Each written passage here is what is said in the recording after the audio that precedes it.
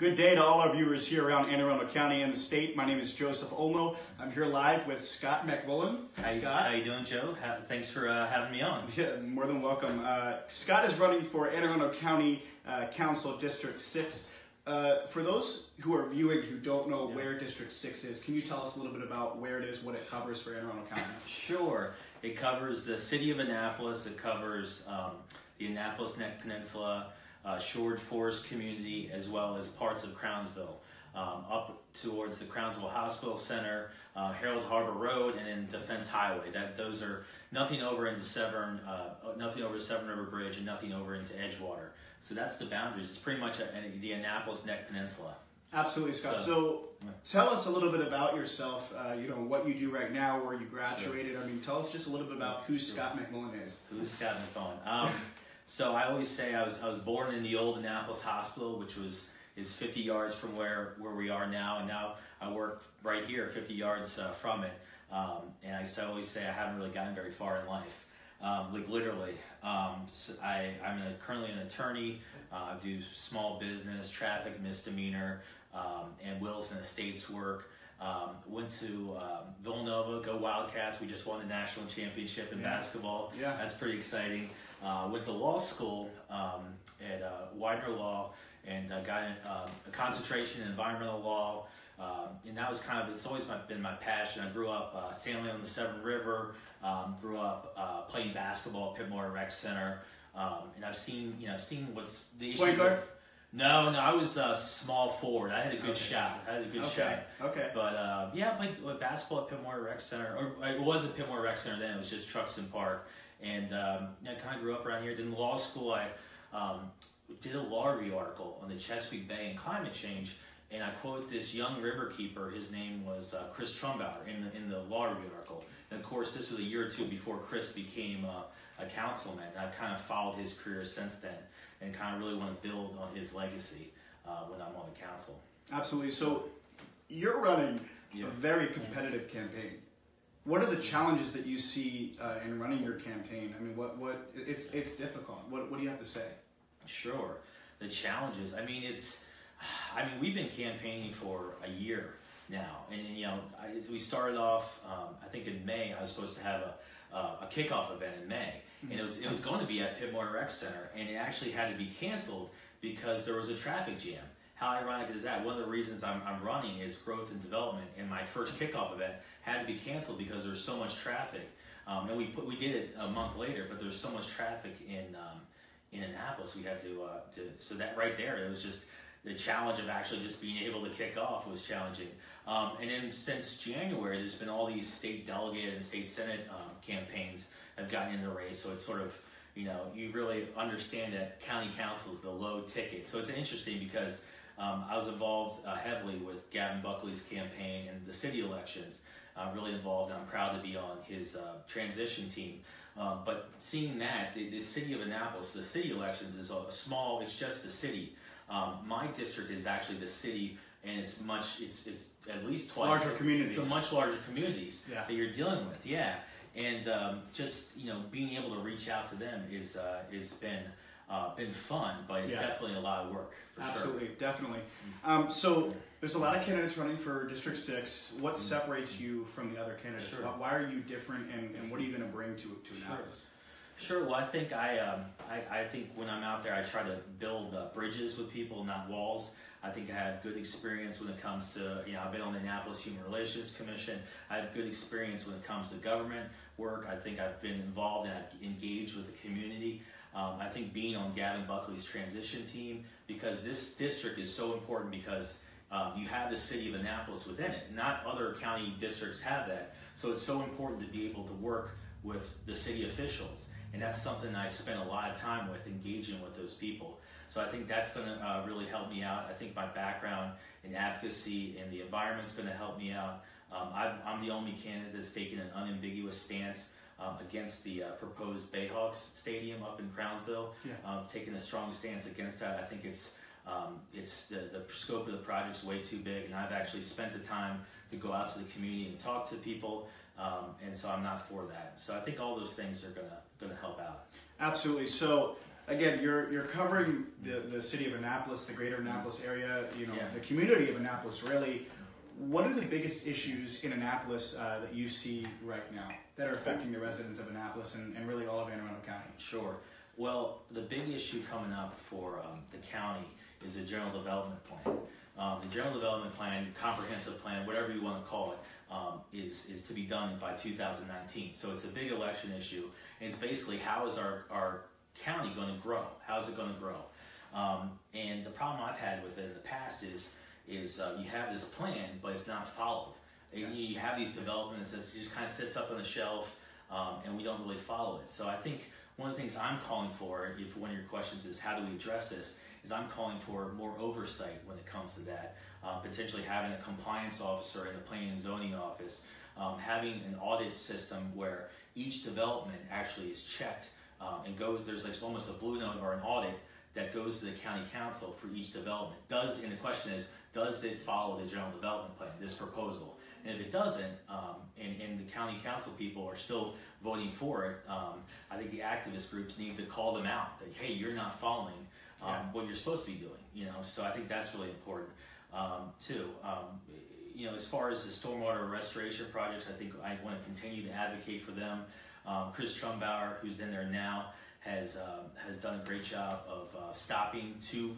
There's been not one but two opportunities or two times where the county executive and some Republicans have tried to repeal that stormwater restoration project. So I would definitely advocate to keep those because they're working. They're helping out our bay. So I think that's really important.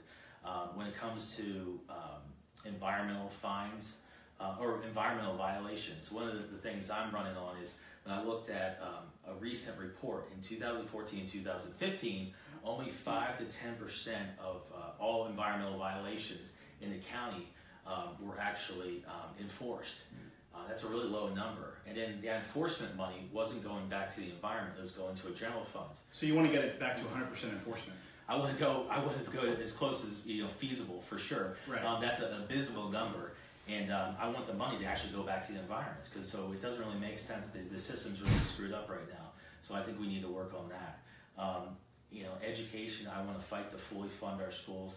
I think they're woefully underfunded when you look at other jurisdictions, Howard County, Montgomery County.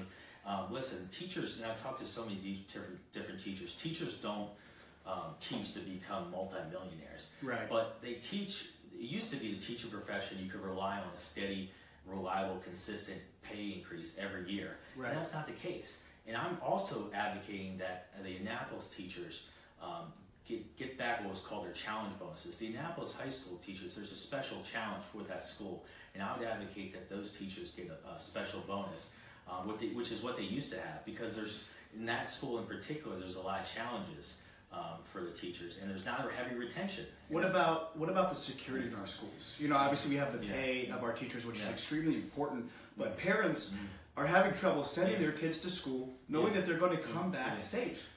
Or knowing that they're going to rather be at school safe. What's your ideas on that? Well, I don't think we should arm our teachers. I don't think that's the answer there. And I know some people have been calling for that. I think that's the wrong way. And I think that would actually facilitate more violence. Yeah. I'm definitely for potentially more student resource officers in the school. That's definitely a priority. But it's also working with the communities, because school violence, it always starts off in the community and kind of goes into the schools. So we need to be working well with the communities first to stop the problems in our communities that end up trickling over into our schools. What problems are in our communities right now that are trickling over to the schools?